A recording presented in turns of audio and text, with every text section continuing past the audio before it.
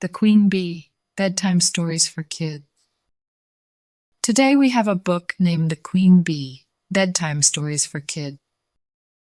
I think they're so pretty. I hope you guys really enjoy it. I love it. Please give this video a like if you enjoy it, and don't forget to subscribe for more stories. Thank you, reading. So, here we go. Simpleton was the youngest of the king's 3 boys. After the old 2 left in search of adventure, Simpleton went to his father and asked if he could follow after him.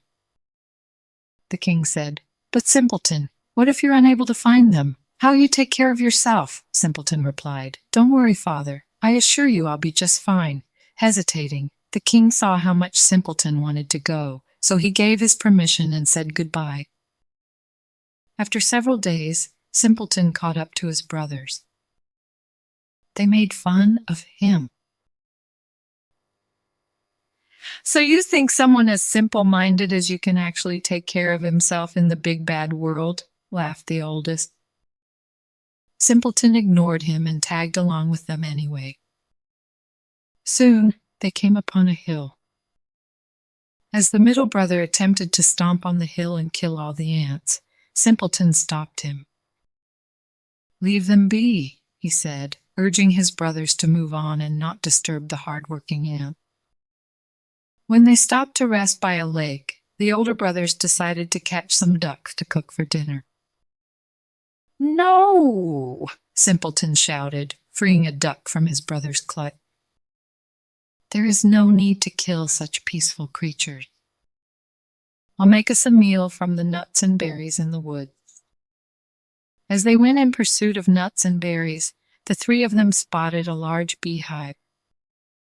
Honey dripped out of the hive as bees flew to and fro.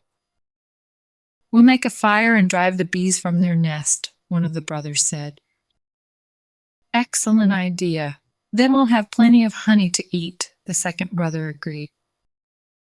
Once again, Simpleton stopped them from harming the creatures. A bee buzzed past his face, and Simpleton smiled. Finally, after a long day's walk, the king's son arrived at a castle. Everything there seemed to be made of stone, including the horses in the stable. "This is strange," the oldest brother said. This time, Simpleton had to agree. As they walked through the castle, they came upon a door with 3 doors.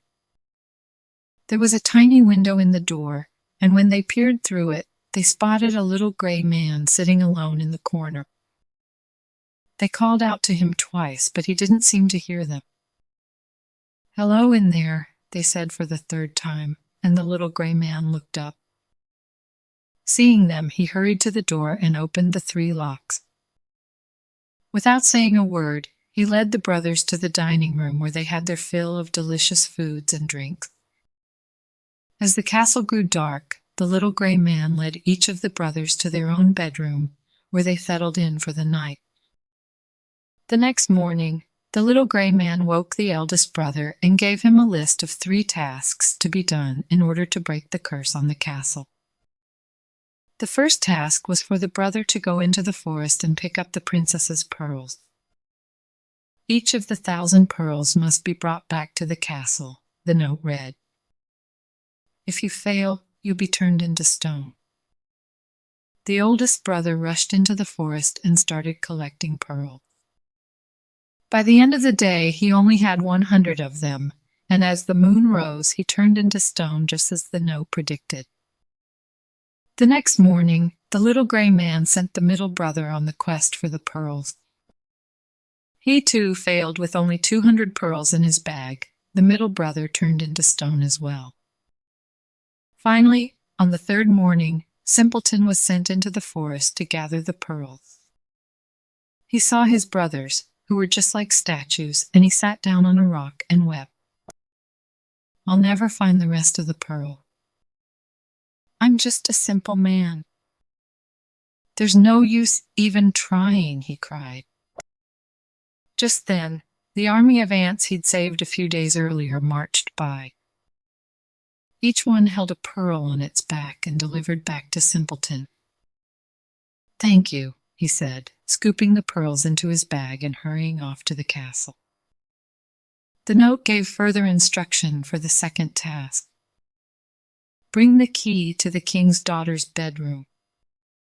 The key is at the bottom of the lake. Without having to ask, one of the ducks he'd saved dove underwater and came back up with the key in its bill. The note gave further instruction for the second task.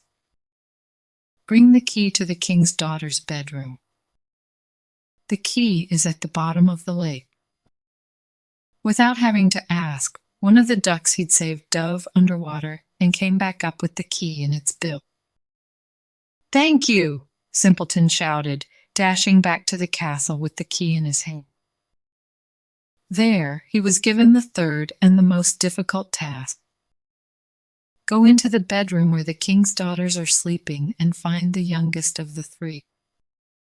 This will be easy, Simpleton thought, but then he looked at the three young women sleeping on their bed. They look identical, he moaned. The only difference in the three was what each ate for their last meal. You may also like the goose girl. The only difference in the three was what each ate for their last meal. The eldest had some sugar. The middle daughter had some maple syrup. The youngest daughter had a spoonful of sweet honey. Don't despair. I know which one ate the honey, Queen Bee said as she buzzed by. Landing on the lips of the youngest daughter, Queen Bee led Simpleton to the answer he was looking for. All at once, everything in the kingdom was awakened from the curse.